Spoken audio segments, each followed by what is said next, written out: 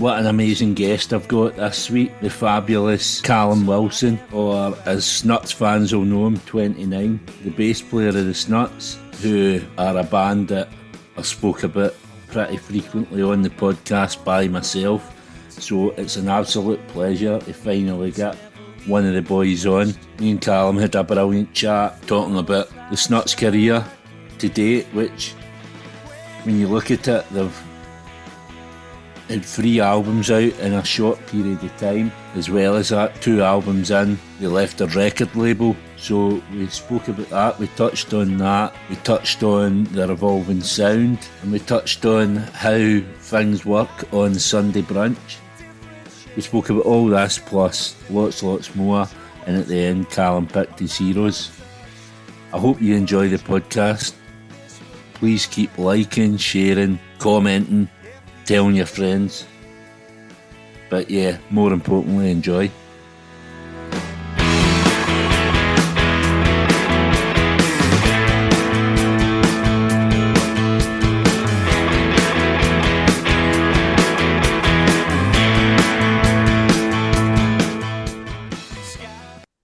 On the podcast this time out, I have Callum Wilson, also known as 29, one of the only musicians that goes by a number. Bass player of the Snuts, one of my favourite bands. I've been trying to get this interview set up for what feels like an eternity. What we're going to do, Callum, just before we get into your career, we'd like to get back to the start. What was life like for a young Callum growing up in Whitburn, and how did that take you into music? I can't take all the credit for being one of the only musicians with a number for a name. There's another guy, John 5, who's considerably better at guitar than me. He's also got, and I know another guy for Bathgate called 9.5 because he's only got 9.5 fingers. So there's a few years out there, man. There's a few years out there gone with the numero name. But man, it was pretty standard, I think, for that kind of suburban town in central Scotland. Whitburn's quite a small place. There's only, I think the town's maybe like 12,000 people kind of capacity, and then it's just like a collection of wee towns and about. So there wasn't really much to do. So we just kind of clubbed together in our younger years, when we were kind of up to no good, and we just all kind of grew up learning music with each other, kind of learning off each other.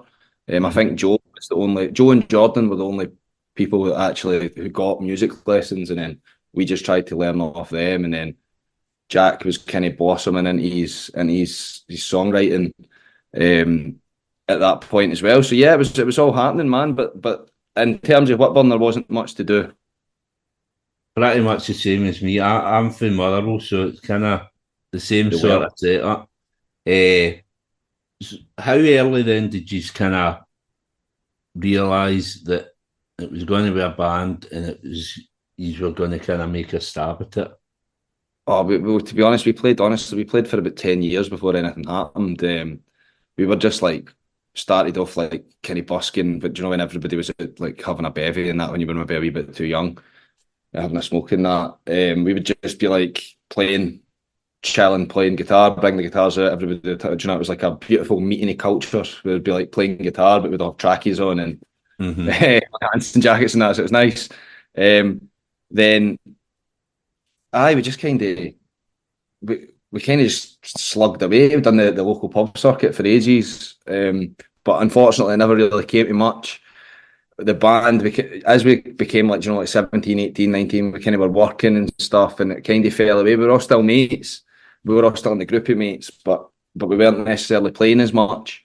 Then one of our mates, similar to the situation you were speaking about yourself just before you started, one of our mates, he was a wee bit older, and he loved the band when we were kicking about, and he was like, look, you need a manager.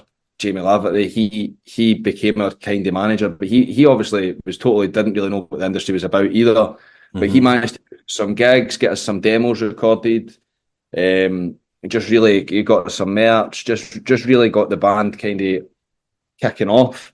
He had another mate who ran a pub in Bathgate who kind of had some contacts. He like knew the View, knew like just knew a few bands. So we ended up with those kinds of gigs. Then we recorded Glasgow, and for that point, things kind of hit up a little bit. We played some local shows, and we were starting to sell out some pubs, like selling out a couple of hundred tickets to like how there's like cricket clubs and bowling clubs and stuff all about. So we started doing that, and everything was cash only. just trying to make as much money. Me and Jack used to drive, and if we ever had a gig in like Edinburgh or something, maybe Sneaky Pete's, would be 80 capacity. We would try our best to sell 50 tickets to our mates. Then we'd put a bus on. Then me and Jack would drive. I had a Citroen C2 at the time. We'd drive around in the C2, collecting the money, giving the tickets, getting the cash in to pay the bus. And then everybody would meet, come through on the bus. So like we would have these big local events, but then we'd start to have these when we came into the city. Maybe a local band would only bring 30 people to Sneaky Pete's, but we had the place rammed. People couldn't get tickets and stuff. So we kind of created this almost artificial hype, touring about our mates in a bus about Central Scotland. Then we were lucky enough to support, obviously I'm from Whitburn, Lewis Capaldi's from East Whitburn, so, which is like county lines, kind of, it's just like a stone's throw, basically. And so we've known him for years, and then he had a big King Tut show going off. He asked us if we wanted to support on that show. We supported. We done the kind of same thing. Brought our mates. Kind of had a really good time. Watched him, and before he rocketed, it was a great gig. And then from that point, promoters started to kind of notice who we were. And then there was like 4 years of total madness. That's just a complete haze for me. I don't really remember a lot of it, but yeah, we just kind of put the work in. You touched on obviously Lewis. Obviously, I had Sharpie on the podcast, Mark Sharp. I had him on really early on, and we went through his early gigs and all that, and it seemed to be the same lineup. It was like Lewis, yourself, and Mark Sharp, and various different. Sometimes it'd be different ones headline or whatever, but it used to be the threes all the time. Yeah, we were dedicated support acts. Like it was definitely. Like I said, we played the pub circuit with Sharpie. There was a pub in Shorts we always used to play called the Blinny. One of our mates or one of Sharpie's mates ended up owning it, and it was just madness every time. But they were the glory days, like when everybody was trying to do it, and we could all have a proper drink while we were trying to play, and it was just a bit ramshackle, and it's definitely good times. Yeah, I mean, there definitely seems to be something in the water running about there. Obviously, you get nice open Dictator as well for running about that way, and well, that's Zach Youngblood as well, isn't it? Yeah, Zach from Dictator actually. He sorted my boiler out. He's a good guy, like, and as well, Adam. Yeah, like you said, Adam. He's smashing it in Youngblood. Everybody's definitely doing their thing. Yeah, obviously, with me growing up, I'm maybe a wee bit older than yourself, so I kind of grew up with the View was like my kind of first band, and it I talk about it a lot in the podcast about the Dundee scene, and how this kind of Whitburn thing's kind of similar in some ways to that. Sorry. I was just going to say it is. You're definitely spot on. It is. It's very, very similar. There was always, like you say, there was we had this local scene going on in West Lothian, and then in Glasgow there was this kind of like post-punk thing happening. Up in Dundee, Dunfermline, that area was super affected by the View. Like I think every band that came out of that kind of area for about the next 10 years, and even ourselves included, like we were massive View fans when we were younger. Do you know the bracelets? Those the driver soap. We were one of them here myself, you know. Do you know we were mad for all that stuff when we were younger? So I definitely think the impact that the View had on Scotland in general was something unprecedented at the time for an indie band.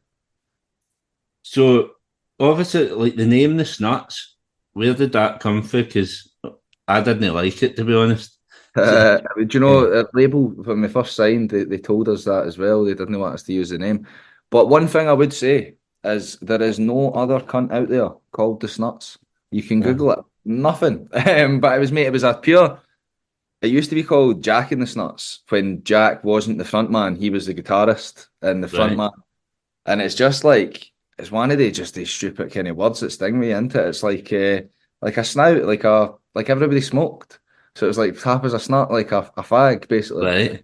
In America, obviously calling yourself the fags does not translate as well. Do you know what I mean? Even over there, when you're saying like, "Oh, pass a fag," you need to really be like, "Whoa, that means a totally different thing here." So you need to like really like kind of get that what's that like colloquialism out your Yeah. voice because it just doesn't mean the same thing. But the snuts, so we always just say tap as a snut, pass as a snut, and it just kind of it grew into that. I like to though. I like to say it's like an anagram. No, not an anagram. What's that thing where like the start? So it's like something new under the sun is like. Oh, that. But see, when once you say it like that, that does sound kind of beautiful, doesn't it? That's much Poetic. better than being like it was because we were like tapping fags off each other. Do you know It's what I it mean? Like, sounds to it sounded to me like some sort of 70s hardcore punk band or something. well, My that mates were always kind of talking about it. Like obviously you played Motherwell Concert Hall early on, and there was hundreds of folk going to that, and I was like, no, I hadn't even heard your music, and I didn't like the name, and it's yeah, happened to me a few times. Arctic Monkeys, uh, yeah. and Catfish and the Bottlemen. So the three yous were kind of written off before I'd even heard you, and you are all cracking bands. But it was just something in the name. It just sounded like I thought you were going to be right fucking hard tattooed. It's just funny to Some say that as well rocks. because normally when, like I was just talking about America there, and obviously the difference in languages. When we say the Snuts to an American originally, they're always like the Snuts. Are you a punk band? Like they always think you're a punk Mm-hmm. band but we never thought of it like that at all. Do you know? I think the thing is we never actually thought of it that much because like initially you're not really like shit. This has got to be printed in t-shirts, and I'm going to have a website with this. Like really, like our illusions of grandeur only really kind of went to the next gig or went to like the live side of things. I don't think we'd ever really necessarily processed, even once we were signed, what it would mean to be like a live recording band where it is literally like it's your job and your profession and you were really setting up a company at that Mm-hmm. point. We never really seen it as that. We were just like, oh, it's always been our name. We were so against it when they wanted us to change. And it's just one of those things. It's kind of followed us about now. But yeah, something new under the sun. I like that because I feel it kind of ties in. We're always kind of pushing what we do, like sonically, and kind of maybe disrupting our genre a wee bit at our detriment, probably sometimes. But we like to keep things interesting. So something new under the sun feels good to me. Yeah, that sounds brilliant. Obviously, I mean, I've been to a few gigs now, and obviously, my mate Stevie Moffat, he goes to hundreds, him and his boy Dylan, and they kind of tied in with Tony Lumsden, who seems to be at every fucking gig.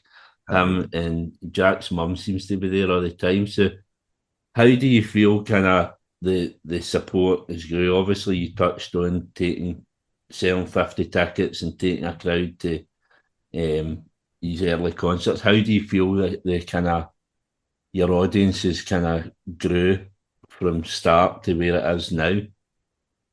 I think it's like it's one of the things, eh? Like you always recognise those same faces that are coming back, especially you know a guy like Tony, who's like he's actually done a lot for the band. He does a lot for fans of the band in terms of like you know he beats the touts. He'll drive tickets about and stuff to make sure people can get to the show. He really has really became kind of like a staple in the Snuts community. Anybody kind of knows that they can reach to Tony and get some good intel.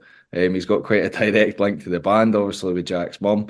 So yeah, there is those fans that are like the kind of diehards that have done a lot for the band and always been there and never been shy to put your hands in your pockets. And what's really nice is you kind of see the same faces out there when you're in a crowd, especially a Scottish crowd, but even as far as down to London, you know, you look out and you can kind of see those familiar faces. But over the past couple of years, we've been lucky enough.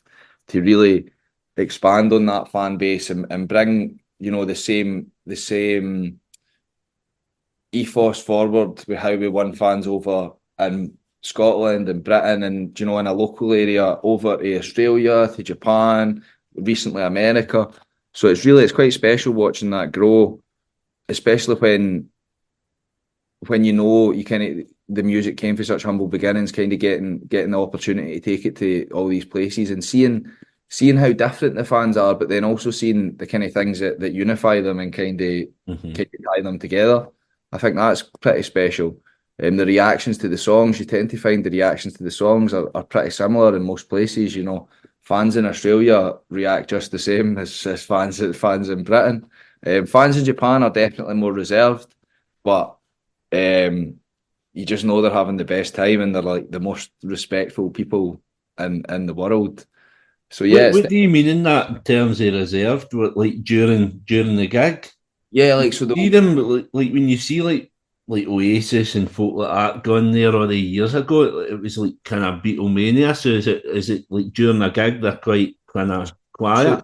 during all when you're playing the song, they're like totally quiet and like they'll join in at points that you ask, but then in between the songs they go crazy. Right. But then they kind of stop when you go to speak. Like if you speak, they'll kind of stop so they can hear you and stuff. Do you know? It's like we done an interview. It's funny you say that, like Oasis, because this genuinely was like like I don't think I've ever felt more like Liam Gallagher in this moment. But we got to do a radio interview in Japan, and and they told us, look, guys, you've got press, so we split up. Me and Jack went and done one. Joe and Jordan went and done another. And they were like, it's just a radio interview, super simple. And in the UK or any other radio interview I've ever done, you just sit with the host and you've both got mics and you chat it out. But they took us around and sat us down in front of maybe about 150 people who were sitting just, and there was a translator directly translating what I was saying. So like they were like, "Oh, we think you're going to save rock and roll," and I was like, "We are here today to save rock and roll in Japan." And the crowd went fucking nuts, like standing up, cheering, and I was sitting there in like 35-degree heat with a leather jacket on and sunglasses, melting into this fucking chair. But I was like, I feel like a fucking god. So yeah, that I understand the feeling of Beatlemania. It definitely strokes your ego. But yeah, everybody's so different, man. It's just great getting to kind of take your music to all these different places and just get to experience the energy that comes off all these different crowds. Mm-hmm. Obviously, you touched on we mentioned the View, but obviously the View took their hiatus, and kind of there was that kind of void in the music scene, Scottish music scene at the time, and that's kind of it seemed to be that's when you kind of took your chance. Mm-hmm. Was that a conscious thing? Did you kind of see that gap, and was that like? Oh no, no, No? no, no, no, not at all. It was just that's when we got signed. We were lucky enough to meet a guy, Nick Burgess, and he signed us to Parlophone just about that time. So it wasn't in any way kind of thought about like that. It was just at that point we got signed, and then it was like, yes, let's make some music. But it's also quite mad from when we got signed. It took us about 2.5 years to actually get the record out. There was so much time spent just kind of developing the band and just getting used to being in studios and stuff. So no, it wasn't conscious at all. It just kind of happened. It seems like perfect timing. It just like obviously in Scotland, just as like taking it for that aspect, like to lose a kind of a band like that, and then for you to come along and kind of it seemed kind of quite seamless. Yeah, You well, know, that's like a new thing. favourite band. That's the thing with the music industry. It's one of those things. It's like you can be the most talented band in the world. You can put in the most work ever. You could be doing 100 TikToks a day, whatever it takes to make it, but it's timing. Like like for example, the gig we done where we met our manager, we were still working at the time. Joe was working the night shift. We rocked up to this gig. We were sitting outside in the car. Joe was going to be late for his work because we ended up late and shit. And we were like, do we cancel this gig? And for some reason, we didn't cancel the gig. We were ready to turn away and we didn't cancel the gig. We'd done the support slot, had to run out, pack all the stuff in the car and drive back. But as we were packing all the shit in the car, a guy came running out and was like, "Excuse me, take my number," and that's our manager who we're still with today. And if we'd cancelled that gig, this completely insignificant gig that would not have done anything for our profile in any other way unless we'd met this guy at that gig, then this conversation wouldn't be happening. Do you know what I mean? So Yeah. definitely, it's the perfect blend of timing, a few right decisions. I definitely think just kind of making decisions for the right reasons for yourself as well. It's just the perfect mix, and that's what makes this industry so fucking hard to break into unless you already know somebody or your dad's fucking, do you know, like was in T-Rex or something, like, do you know, like that.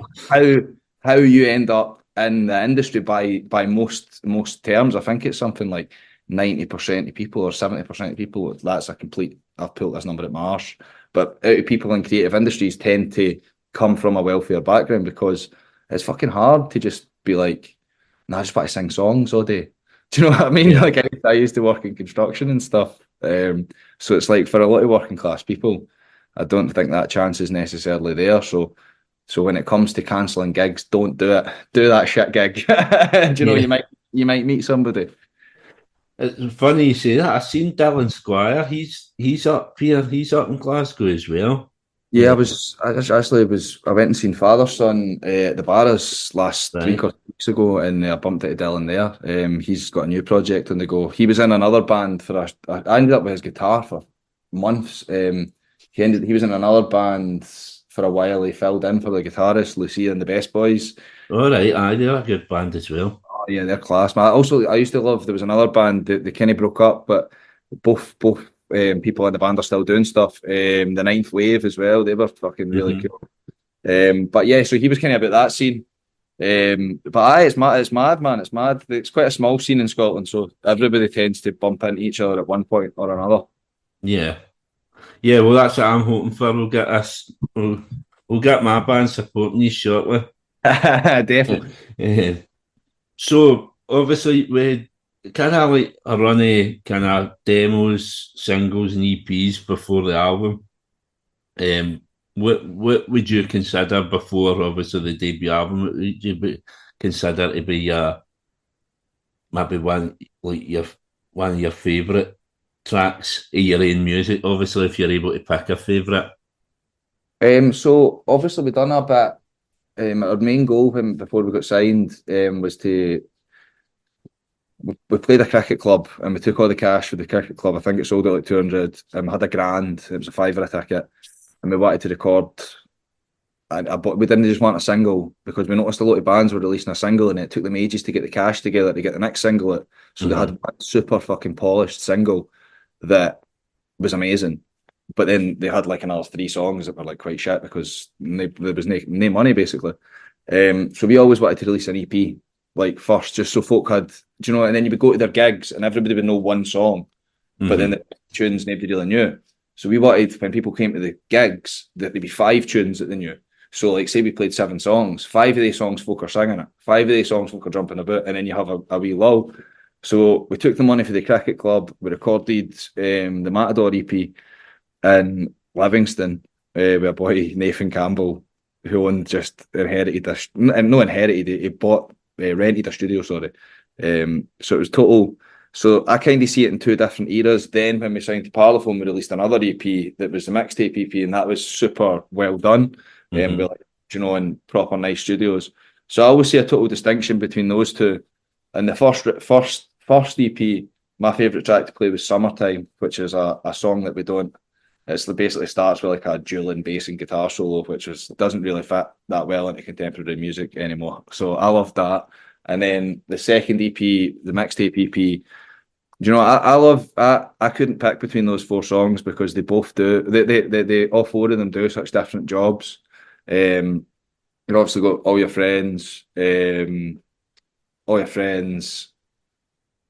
Boardwalk, and Fatboy Slim. What is that? There's another one song. Cigarettes. Coffee and Cigarettes was in the EP as well, so they're all totally different. And obviously Boardwalk, I used to love playing Boardwalk live, but we actually played it when we first got signed to Warner. They'd done a showcase, and it was like us and playing directly after. And so it's like they get everybody for the label, and because loads of labels own one building, right? So it's like folk for fucking Atlantic, folk for what on this one building, and they're all fucking drinking champagne and shit. And they put bands on, or like DJs or acts. And we just released the mixtape EP, and like obviously Boardwalk's super fucking like glum. And already at this point we were like, fuck everybody. So we were meant to play a different song. And then it came to our set, and we're like, fuck this, we're going to play Boardwalk. And the fucking atmosphere in this room just like nosedived. Like, folk were like, at the end of the song, people were clapping, like it was so fucking bad, right? And then after us, Joel Corey came on and was like, let's fucking do it, guys, yeah. Yeah. You know? And I think genuinely at that point, the guy that signed us must have been sitting at the back of the room like, fuck, fuck, fuck, fuck. So yeah, I couldn't pick off that EP, man. I think they all done a different job. When we were super proud of both the EPs at the time. So yeah, I couldn't pick favourites. So obviously, Glasgow, the demo made it onto the album. Some of the early, obviously, the stuff from mixtape made it onto the album. Stuff from Matador, obviously, what's going on's kind of been redone for the new stuff. My favourite one's never been touched anywhere proper. I love that one.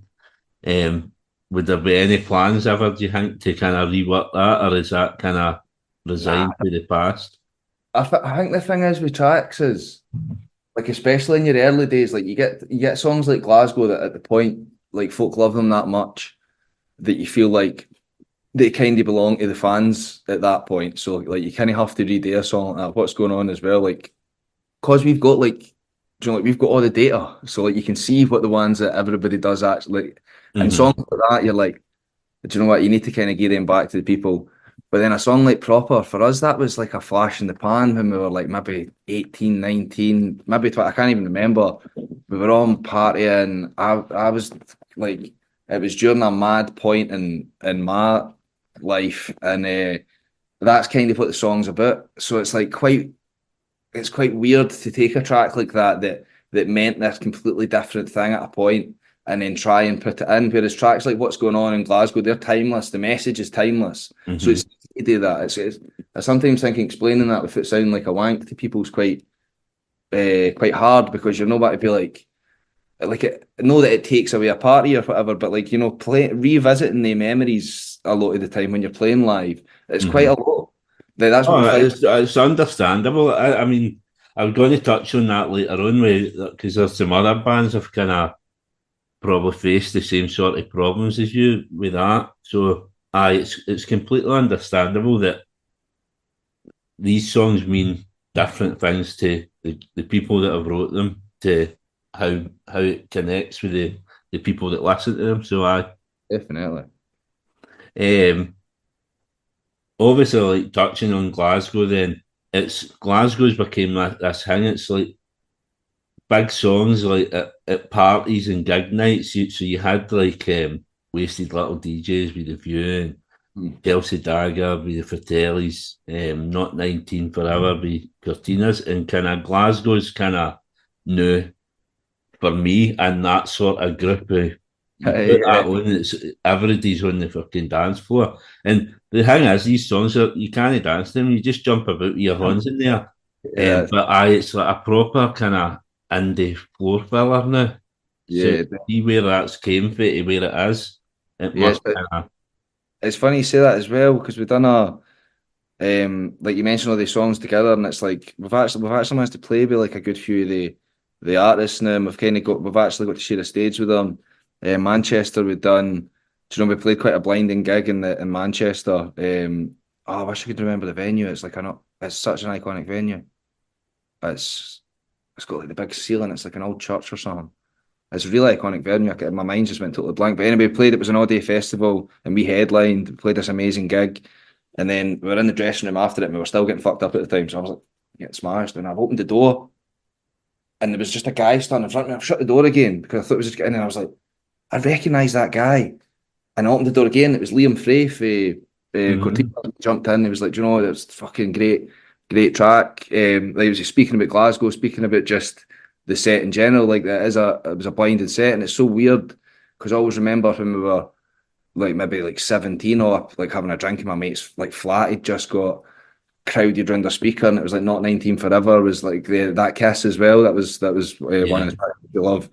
And it's just those moments are so surreal when somebody you loved, especially when you were younger and kind of shaped maybe not necessarily the band you are at that point, but the band that you kind of thought you wanted to be. I think it's always quite mad getting to meet those people and kind of put a proper personality at the face, and 9 times out of 10 they're super welcoming and super encouraging. So I feel really lucky to be able to do that now. Yeah, that sounds amazing. I mean, obviously these guys are the same. They all started it where you were, so everybody needs to kind of give everybody a leg up. And if Yeah. people have been horrible to one another, it's not going to get them day anywhere, is it? Oh no, definitely no. Um, so the debut album came out.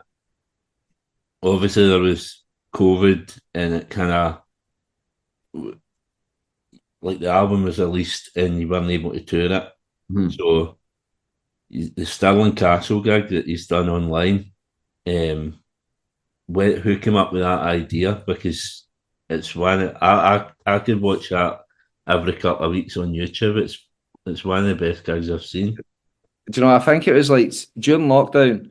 Like me and Jack were on the phone each other like nearly every day for like a while. Like we both obviously didn't have very much going on. Try to plan like what are we going to do? How are we going to kind of, and with management and Gary, who does our tour managing, he does a lot of social media stuff. Do you know, we're all kind of on calls, all kind of just trying to come up with ideas to push the record. But I'm not going to lie, I have absolutely, I think I think Stirling Castle was Jack's idea, but I think it was because he thought that Ocean Colour Scene had played there, and I Right. think I think they'd actually played in Edinburgh Castle or something. There was something happened, but we ended up getting in conversations, and it turns out they rent out Stirling Castle, and we managed to get in and do the gig. But just at the time, I think we were just that desperate to play live, and obviously there was no fucking chance in the world of actually getting to play live. So we just knocked our heads together and tried to come up with really the COVID era was really weird because one weekend we'd play in like fucking Stirling Castle and we'd shoot that video. Then we'd done a bit. We played on a pirate ship at one point. We played Mhm. on a boat ship. Then we played a set of gigs on scaffolding podiums with the Libertines. As we got to meet the Libertines, which was fucking amazing. Uh, Mhm. yeah, COVID was super weird for mad and wacky gigs. We were going to do a drive-through set of gigs. So yeah, I don't actually know who came up with the original idea, but I definitely think it was because we thought like Ocean Colour Scene or something had played in Stirling Castle, and we're like, that's so fucking cool. Let's play in Stirling Castle. Yeah. The emotion in it at the end. See when he's done for Bailey Street, with Yeah, just playing it, and the rest of you sitting around him, and yeah. giving him a cuddle and all that. I thought that was um, brilliant. It just looked like what you would see is like in a scheme with a group of mates sitting in a campfire with a guitar.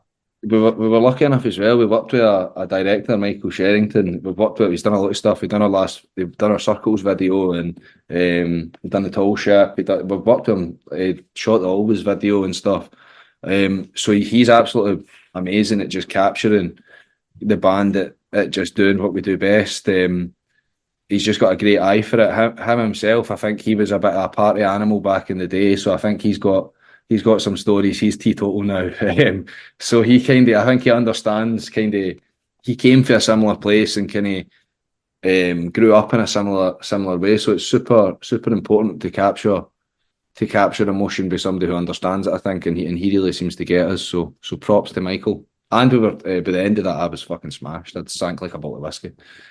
Honestly, during lockdown, man, I just fucking drank so much. But aye. Obviously, the album as well. The big chat battle with Demi Lovato, which you've been involved in another one with the new album. Mhm. How is that like? What's it like? Kind of for you? Is there pressure on you? Does the pressure come from the record label? I don't know. So first record, it was us. That was all, like genuinely. We signed to the label, and they were like, "What is your goal?" And we were like, "We're going to get a number one album." And I remember distinctly at the time them being like, "So you are." And then I remember when the first numbers came in, they predicted we were going to sell 12,000. End of the week, that's what we would get. And the numbers came in for the pre-order, and we were like already past that. And they were like, "Holy shit, this fucking like this is maybe going to happen." So the chart battle itself, to be honest, I don't think we'd have got it if the first chart battle hadn't happened. But we were super pumped up, and that's what we wanted. We were desperate for that trophy. I think with your first record, you always kind of, I don't know, you feel like you owe it to. We felt like we owed it to people. Do you know what I mean? It was like called WL. It was like about the like coming up. Like it was about us coming up. It was about like doing it for what we said we were going to do it for and stuff. So we really, really wanted that, and we really, really pushed for it, and then we got it, and it was amazing. Like when we got the trophy, I had a mad fucking party, and everybody was like throwing the trophy about and stuff, and leaving it aside, and then like it was the trophy was fucked up by the end of this party. I got an email the next day, like, if you could just send the dummy trophy back, then we'll send you the real trophy. And we're like, fuck. I like polish this trophy back to like the standard. But yeah, with the first album, I think we really felt like we owed it to people. I remember the night before the announcement happened. I was at the like Demi Lovato had just done like 6,000 sales or 4,000 sales that the Thursday, and we were like, "Fuck, it's done." Like, there's no way we can sell that many records. And then the next day, and like I was at the bottom of my girlfriend's bed, like, "Fuck, we've let everybody down. Like, we've fucking took all this money off people, and we've totally let them down." And then obviously the result came in, and we won it, and then it was great. But then I think you realise, like, you think you've got to get this number one trophy, and it's just got to be like you fucking take it to like all these different doors in the industry, and they just fucking for you and shit. And that is not true. The charts now, no, I don't want to devalue anything, but they do not mean the same thing that they meant. Like, Yeah. a band's got a chance, they will sit there for a couple of weeks, maybe, or maybe you'll get there week one and you'll do your 20,000 sales, and it'll be fucking amazing. Everybody's like, "Holy shit, 20,000 sales. It's a third of the way to bronze. Amazing." Third of it silver even. Amazing. But then it just drops. You go for fucking number one at the charts to you're not even in the top 40. It's like such a artificial measure of success. So like, but I mean, I don't think you realise that until you get it, and then you're like, "Oh, fuck, like nothing's really changed." Like, do you know what I mean? Some offers went up, like some like you got more cash for stuff, like that did change. But in terms of like getting you to that next level creatively, it didn't really change anything. So then we done Burn the Empire, and that felt like the messaging of the album. It felt like we couldn't push the super family bundle because the full record was about fuck the establishment, fuck this. Like, these folk are taking everything for us. Like, we don't need to keep putting our hands in our pockets. Like, we're being rinsed, the country's fucked. And then the label wanted us to push for a number one where we would be releasing versions with like 7 different CDs and, just all the kind of underhand tactics that you actually have to do as a band to get a number one single. If you're up against anybody, who's anybody, and you're aiming for 20,000 sales, you need to have multiple formats. Like, you need to do it. There is no way you're going to do it without having multiple formats. So then we felt with Burn the Empire, we could not push this to people in the way the label wanted us to push it to it. We couldn't be doing folks' throats like, "Fucking get this digital download and then spend that last tenner you've got on this fucking CD." Do you know what I mean? So with that record, we just didn't feel like we could push for it. And then we got number 3, and then we realised it kind of felt pretty similar. In in the initial moment, like, not when you found out you got number 1, but like within the week after it, you felt the exact same as you did when you got the number 1. And we were like, "Shit, Yeah. maybe they start that." Because the real buzz must come from walking on stage and walking out to like packed room. That must be the buzz more than knowing whether your album's number 1 or number 5 or whatever. Yeah, defo. I think with the label as well, like, because we were with them for 2 records, like the sales are less exciting because you kind of accept that you're never going to see any money for them. So like, kind of almost stopped looking at them. But then with this record, like, wasn't it like we're making like already we've got number two with this record up against Rod Stewart, and already we're making money for this record, like more money than I ever made for any music and for like 4 years already. Do you know what I mean? So like you suddenly realize as the goalposts change for yourself, you start to realize that like you can be a really sustainable business, a really sustainable band without any of the bullshit and without having to maybe necessarily focus on things like the whole things with the charts quite mad as well because you're comparing things like you're comparing apples and oranges. You're comparing pop music with rap music with like, do you know what I mean? Like you're just comparing as music. This is music, and it's like everything's so different. Everybody's so different. So yeah, I just kind of ranted there, but No, it's understandable, and I get what you mean there. Obviously, like your fans and Demi Lovato fans, you're not going to get somebody buying both the albums. no, do you know what I mean? Which, No, it's not. It's not like, do you know when like Blur and Oasis were in the charts and they were battling it out. That was like, oh, what the fuck, man! Like because it was interesting for folk to be part of that, but that's just not what like indie music or guitar music culture is really like anymore. It's like it's much more tribal, I would say. It's like you pick your band and you kind of stick with them. well, it's funny you say that because obviously obviously before the View, I was Libertines. I got a Libertines tattoo on my arm, and their album was out a couple of weeks ago, the same time as the K's. And do you know what? I've got both the albums, I've got both the physical albums, but I've not actually listened to the Libertines album at all because it was the K's just constantly. Like, so I don't know where that's came from, where I've ditched the fucking Libertines in favour of the K's. I've genuinely not listened to the album yet. And it was the same sort of thing though, that the fervour over this chart battle, that you kind of think really the K's weren't going to win against that band with that fan base, and then you chuck Beyonce into the mix as well. Yeah, it's like that. That's the thing. Like it only takes like you know most bands I know, you'll announce your record about 6 months, 9 months before, and you'll just be trying to sell it in that time so that your pre-orders are a decent kind of enter to come in so you can at least enter in the top five or something or top 10. But like all it takes to completely disrupt, and it could be months of hard work, months of grafting, like I said, making 100 TikToks a day, ticking every fucking content list that a label sends you, and then you could release your album, and Taylor Swift could decide she's releasing her B-sides that day. And then it just proves how much a fucking farce the charts are because she's going, it doesn't even matter what she sells because she's got to sell fucking about 30,000 anyway before she's even counted her streaming. And like, there's just there's no really a chance for bands to compete in that space. And that's why live music's so important in the indie scene. And the sales that they make, they're so important. But ultimately, for a band, streaming's never going to work for you, and there's always got to be somebody bigger who's got to come in.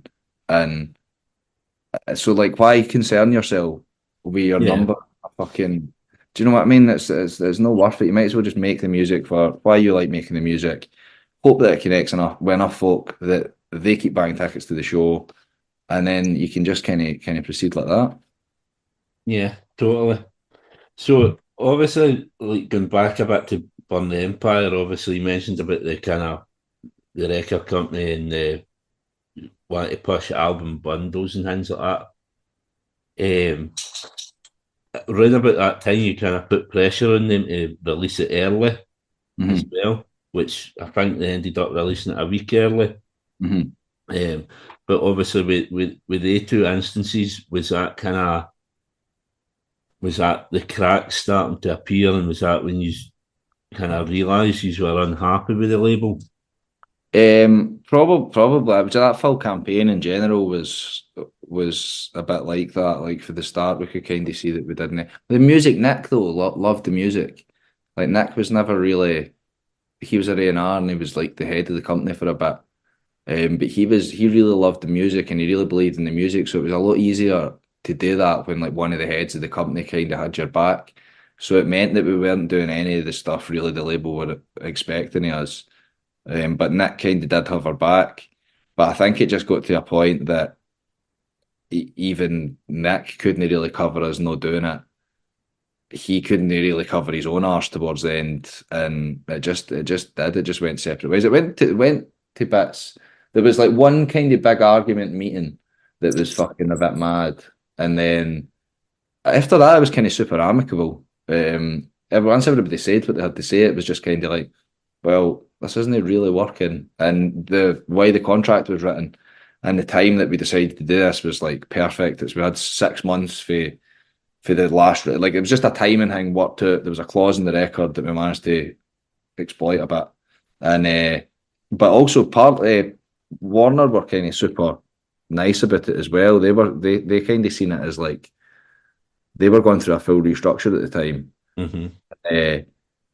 They couldn't give us anybody basically, so for us we couldn't release for a while, and then it just ended up it didn't work. It went from being a bit of a heated situation to they people were removed from the situation, and then it just ended up chatting. Do you know, like a fucking breakup when like you don't really hate each other, but you kind of need to give each other's shoes back. It was kind of like that type vibe. So it was kind of a drawn out process to break down. I think any relationships are drawn out any breakdown of relationships are a drawn out process, and it takes you a while to realise that maybe it isn't what you were after. But I think all that stuff kind of it shapes you. Does And it feel liberating then once you kind of make that decision? definitely, I think the worst bit's uncertainty when you're like, are we going to stay? Are we not going to stay? And then we kind of made the decision in like a fucking airport bar, like Heathrow bar, one the way back for the second, like fuck this. And then after that, it was kind of it was relatively plain sailing until we came to releasing the album, and then it was just some mad shit that you realise that a record label does actually do a wee bit. So it was a scramble, but our management managed to kind of cover everything, and they smashed it.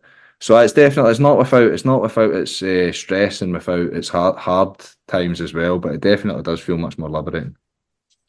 And pretty quick after it was pretty quick after Burn the Empire album that kind of Gloria came out as well. And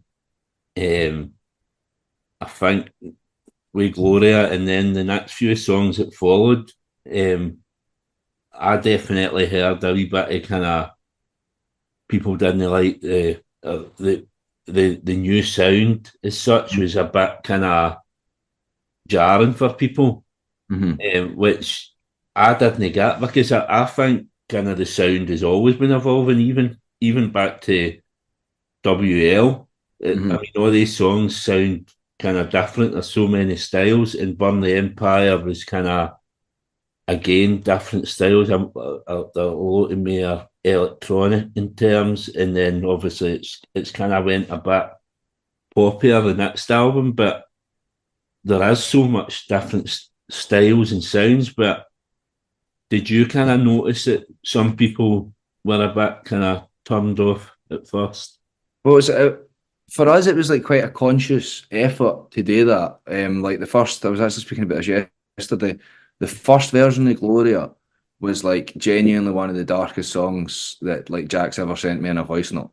Like it was a pure artifact for like the Burn Empire kind of era, leaving the label era, like really kind of was like quite political, quite dark. And then Joe kind of added this harmony to it that brightened it up a bit. And then once we kind of got talking, we were like, look, we could just do this Burn Empire thing. We're all feeling a bit fucking pissed off still, but we just spent like a year being pissed off. Like every life, you were playing songs that are aggressive. You're writing it. We were in lockdown. We're like fucking everybody maybe like doing a lot of shit they shouldn't be doing. A lot of mad conversations, right? Do you know what? It was like we were in a mad fucking place. We were partying like fuck. So like we'd left this era like like all the time, and we were get ready to hit it again with that fucking vibe, like fuck everything, fuck everybody. And then we're like, this is really fucking tiring. Like every interview is like a fucking party press conference. Every like, do you know what I mean? We're reading like I was reading so many like things about like in like studies on like social media, studies on photo. Like we were in a mad zone, and see to always be in that zone is it's so taxing on your own emotions and like how you feel day to day. So we made the conscious effort, like let's fucking look at the bright side. Even when we started talking about the record, we were got to do it for the point of view of an NPC, having control of his life, and it was got to be a full concept thing. This like, and it was got to be another social commentary and stuff. And then we were like, let's just maybe look at some of the brighter things in life for a wee bit, see how it makes us feel. And then we started, and it was like, shit, this feels nice. Like, this is like fun. Do you know what I mean? It felt fun. Like it wasn't like, right, get the grit on that guitar. How do we make this fucking drum sound nasty? Like it was like, oh, this song's about fucking ordinary love. How do we decorate that? Like what sounds do we fit? And we were just like, and then Scotty, who co-produced the record with Jack, he had a lot of synths and stuff, and then we would like have guitar lines that would be trying to morph into how do we make this a synth line, or you'd have a synth line, how do you turn this into a guitar line? We were doubling stuff up, like a lot of cleaner sounds, choruses, wobbly stuff. And it just felt, and we had like loads of pedals out, and it was like proper analog, and we weren't like, I don't know, it felt super free. It felt like we didn't have to be, like I felt like we'd really, in an indie band, you're trying to be cool quite a fucking lot.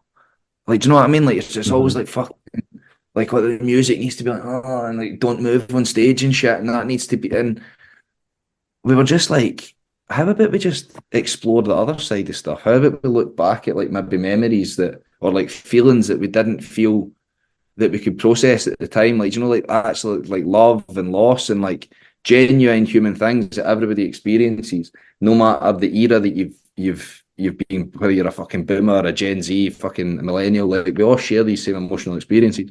So once we started speaking about that and being a bit more open and kind of like delving into the softer side of yourself, it just kind of, it was like so many of the songs started off dark, and then we turned them into what you. So then when you see folk kind of criticize that, I think that's all part of the journey as well. It's like, no, everybody's got to like everything. Like it's just no possible. Like you can't like everything. The way I think it is like, do you know when you like you read a book and in your head you've like, so a fan like listens to your old stuff, and then if you're reading a book in your head, you've got an idea of what the next character looks like, or you've got an idea, and then you go and see the film, and the film's totally fucking different, and you're like, no, that's not what I thought.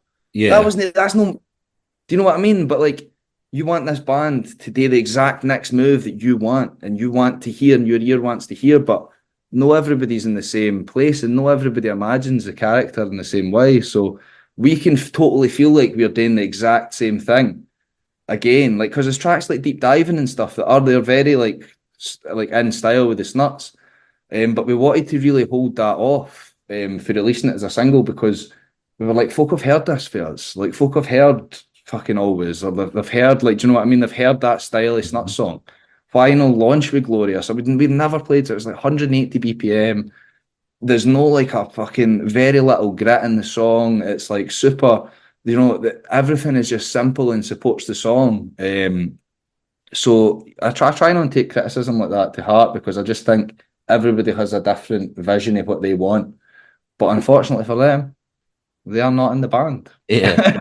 so, do you know what I mean? They can't really decide. They can only buy it or no buy it, or listen to it or no listen to it. And that's fair if they want to. But they don't need to come to Twitter and say, somebody sent us a fucking mail the other day, and it was like, I wish I could remember it word for word, but it was like basically like, yous were like the hope as the next Scottish band, and you fucking sold it all to the devil or some shit. I'm like, whoa, me man, I'm just fucking making some tunes in that, man. I'm the fucking met the devil. So you'll never please everybody.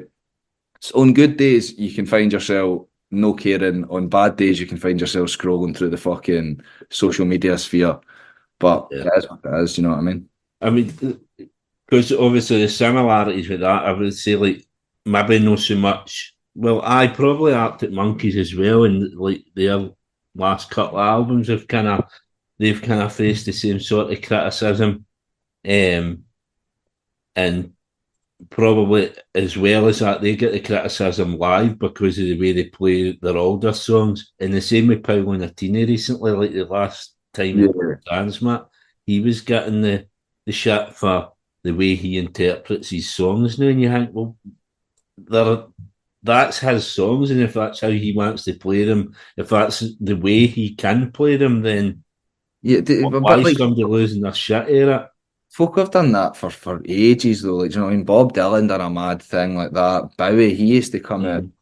about like straight up would like just come out on a TV show and play a version of a song that nobody had ever heard before. Like it was this song, but it was a completely different version, different instrument. Do you know? So there's always that time. There's always a balance, I think, between being an artist and being like a consumer in music, and being an artist that knows what they want and being an artist that knows, sorry, what the fucking fans or the consumers of their music wants.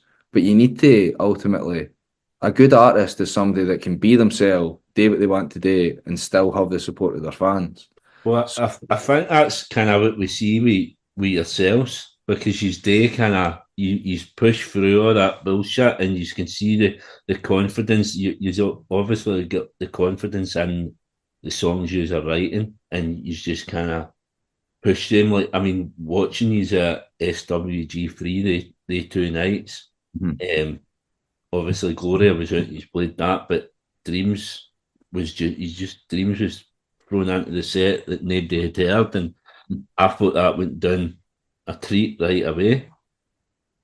So it's having the confidence to just say no, that we're playing this and if you don't that, like it, you and don't like it. I know you mentioned Arctic Monkeys there, but I seen Arctic Monkeys at Transmit like the last time they played Transmit, and I thought the coolest thing ever was they started before it they just released that no the last album but the album before, but they started Mm-hmm. before every five you kind of doom doom doom doom doom doom doom doom like that fucking big bass line, and I thought that was ballsy as well, like coming at big major festivals with your brand new track. I think that's quite class.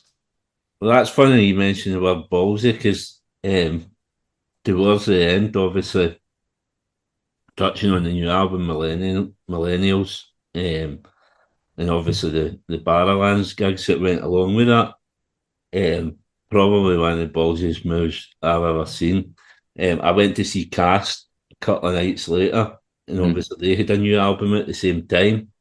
Um, and Cast just done the normal thing, like two or three songs for the new album, then touch back into the greatest hits, then another couple of songs dip in and out like that. But you played the new album and its entirety. I don't think he's played it in the order, but he's played all the Yeah, songs.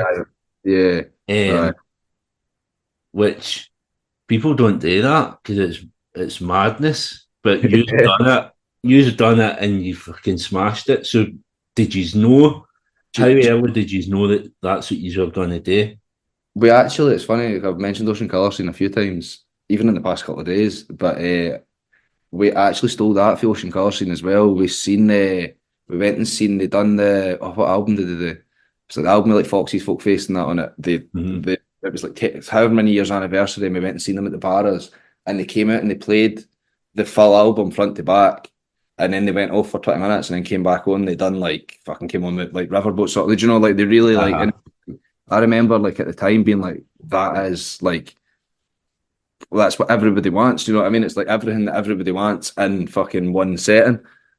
So I definitely think we stole the idea for them. I think it just made sense as well. We played the record in its entirety in London, and it felt really nice.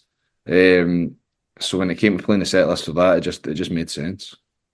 'Cause it was brilliant. I mean, obviously, I think I'd seen the Blue Tones last year, and they done like one of them. It was the anniversary of one of their albums, and they done it in its entirety. But for somebody to bring out a new album and just do it is fucking.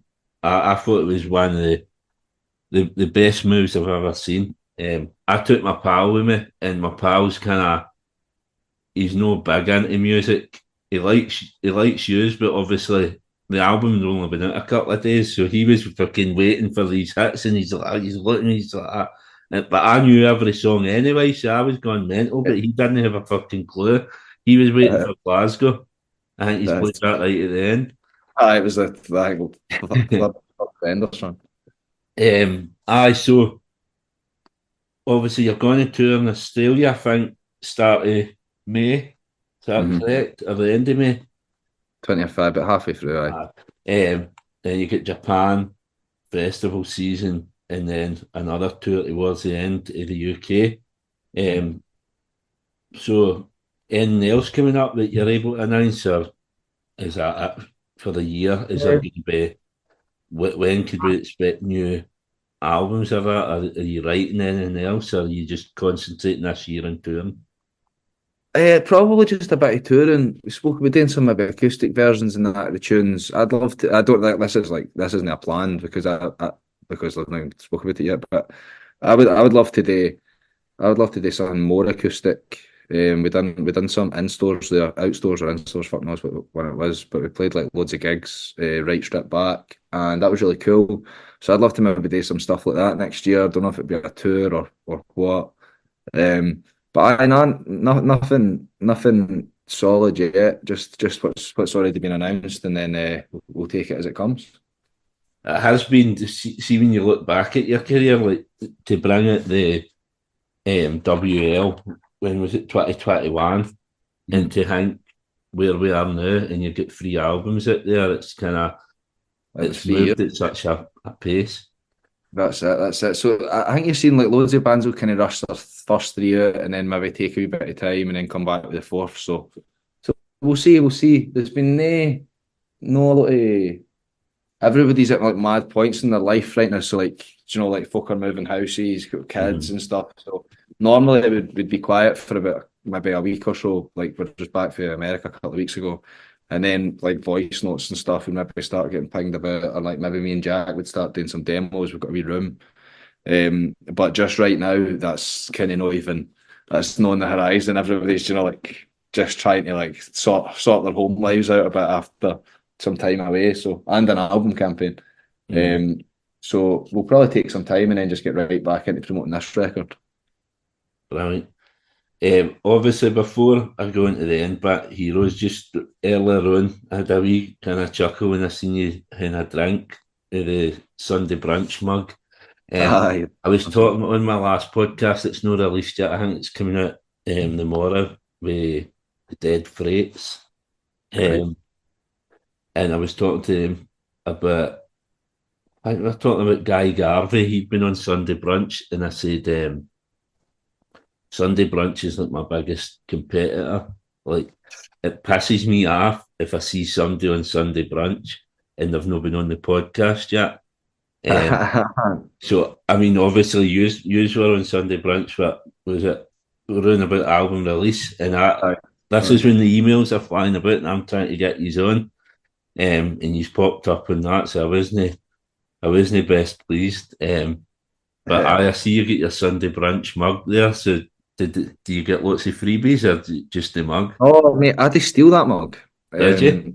I don't know. So both times I've had to steal a mug. I don't know if they try and keep them from you, but they are super, like they try and get them back. Right. I mean, you like so literally the entire time through the show, like you'll notice the mugs. Like, see if you watch everybody's mugs on the show next time you watch. Depends how much they're drinking. I was fucking smashing the coffees back, right? But watch what they're drinking because somebody comes every single time the camera goes away from you and puts a new cup down with the same drink in it. So like you never really know where you are on like a cup. Like, do you know what I mean? Like you never know coffee. But watch the colours. I bet you notice all the colours in the mugs now change, and it's because somebody every single time a camera moves away, somebody brings you a fresh mug. So there's like maybe in the time that you're there, you've touched about 15 mugs. And to get away with one, you kind of just have to pocket it and go. Mental. I'm going to be glued to the telly now watching these mugs changing. Honestly, the colours will change. Will not, unless nobody's drinking anything. Yeah. I never ate any of the stuff. Like I've been eating meat, and I told them that I didn't eat meat at the start, and then like somebody hadn't told, so they just kept putting like meat down. Then like halfway through, they were like, "You don't eat meat," And I was like, no. And they were like, right sound. And then they started trying to bring me veggie alternatives to the stuff, but it was like just shit they had together to try and make it. And then they were like, look, you need to start sitting out for the eating stuff. So you'll notice that if you watch that episode, I stopped being in the interview at one point because they had no more food to put into me. Yeah. Okay. They mugs, do you think? I mean, they mugs now look more famous than the Sports Direct mugs that everybody used to have. Yeah, the big ones. Yeah. So the last bit of the podcast, obviously, it's got time for heroes. I asked my guests to pick four heroes to come for dinner. Why they're your heroes and what would you cook for them? So I've I have done this right, but if I've to count the amount of folk I've got here, I've got one, two, three, four, five. I've got nine. Bring Folk, the right? nine. I had early on. I had Gemma Clark for Baby Shambles, and she picked about 15 guests by the end of it. So, Nice. Right. So I'm going to start. So it's got a big table, and I've got Mike Skinner for the streets sitting brilliant. next to Courtney Barnett, right? Because I think they both write in super conversational ways. So Hmm. it'd be quite interesting to either A, listen to their music after the dinner party and hope that your dinner party made it into a lyric, or B, if you sat them next to each other, they would maybe start just conversating in their song style. So you could end up with like a Courtney Barnett and Mike Skinner, like, do you know him, like, yo, pass the peas, got to set the seas, and then she'll maybe come in and like, do you know what I mean? So you'll maybe witness something beautiful happen there. So that's why I've picked those two. And also, I love them both as artists, and I think it'd be fucking Hmm. incredible to even speak to them for like 10 minutes for totally different reasons. Then I've got the Libertines as a whole band because I think they could just sit at another side of the table and there'd be the four of them because I think when they're all together, you get a different energy from necessarily when one of them is being interviewed or Uh-huh. something. They all kind of play off each other. So I would love them at one side. And then sitting next to me would be Matt Berninger from the National, because they're like one of my favourite bands ever.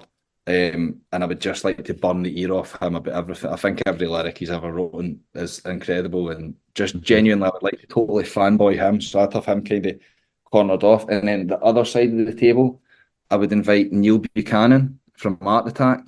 Do you mind Right. him? And I would sit him next to Banksy, the graffiti artist, right? Because I've got a theory that Banksy is Neil Buchanan. So if they both turn up, fair dues, water's over the theory, it's done.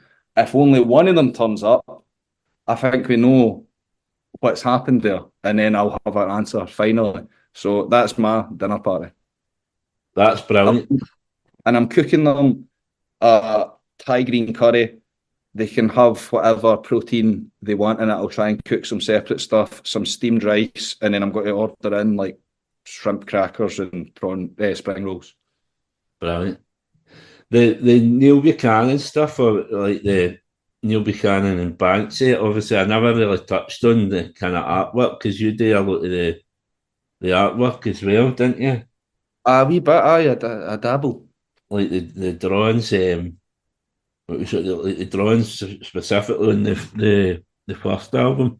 I do This wee is on there. sketches like if we're sitting in the studio or that, or like just in hotel. I do like loads. Some of them will just be like a window or something. But I do like wee line kind of scribbly drawings, like kind of like more an illustration than a maybe necessarily like fine artwork or whatever. Quite like it's not like Enid. Is it Enid Blyton or what's his name? Do you know the guy that used to illustrate Roald Dahl books? That would be like Aye, he. aye, because they do look similar to that. The drawings, aye. That's probably my closest competitor in the market. I'm trying to break into. On the Banksy stuff as well. Just that my pals, or my missus pal, she stays obviously locally to me, Motherwell and Wishaw. There's a wee scheme called Paver. Mm-hmm. It's like a wee housing scheme, probably kind of similar to kind of Whitburn. And she just got a Banksy painted on the side of her wall of her house. Oh wow! Um, because she was telling me about it. I think we were at a party kind of last about 6 months ago, and she was going on about it, and I thought, you're fucking out your face. You want a fucking see the one with the lassie with the balloons. Right, I aye. want that. I want that on the gable end of my house, and I was like, right, we'll speak about this tomorrow Yeah, once yeah, it's sobered up. yeah. Aye, sure as fuck, she's got this fucking thing. That's Uh, mad. aye, it looks class. So, but um, brilliant guess. Thanks, mate. Thanks for having me. I'm glad I finally got on. Thank you very much for coming on. Thanks for taking the time to come on. It's been an absolute pleasure. And usually I'm a nervous wreck talking to people like this, but I've been quite relaxed speaking to you. Good, mate. But Glad. aye, an absolute pleasure having you on. Lovely to be on, mate. Thanks very much. I hope you all enjoyed this episode of Time for Heroes podcast. If you would like to get in touch, the best way is on the Facebook page, Time for Heroes podcast, or on Instagram at Time for Heroes podcast, or Twitter at Time for Heroes P1, or drop me an email at timeforheroespod@gmail.com. You'll find Time for Heroes on all podcast platforms, including Spotify, Apple, Google, and Amazon. Please leave a review where you can, share with others, and more importantly, enjoy.